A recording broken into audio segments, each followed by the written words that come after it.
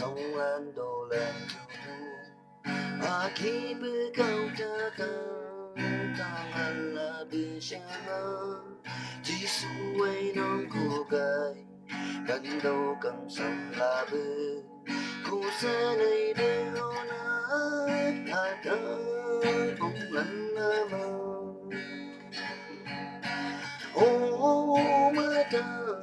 chiều ngày nhìn thấy là gì nào chiều là mình đang chiều du hô ngỡ lời mơ thì cũng bao cảm đau mây mơ nhớ xin đâu mơ tu in đô hồ bà một ma đi bao cao thác xây cầu anh cha mà nó ba chi anh đã chỉ xây cầu in đô hồ bà xây cha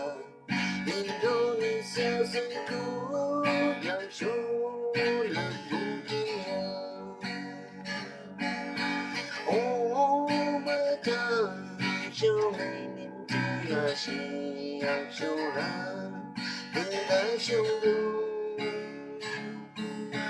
ô ngỡ lời mơ thì cũng bao cầm gà ngày mai ở sân hồng cứu sông lăn đồ lên nhau tham chú ấy sông thì cô thì chú ấy ngắm thì cô ta ta trong đầu hồ cô chỉ số bay xây đi an hầu như làm biên tư số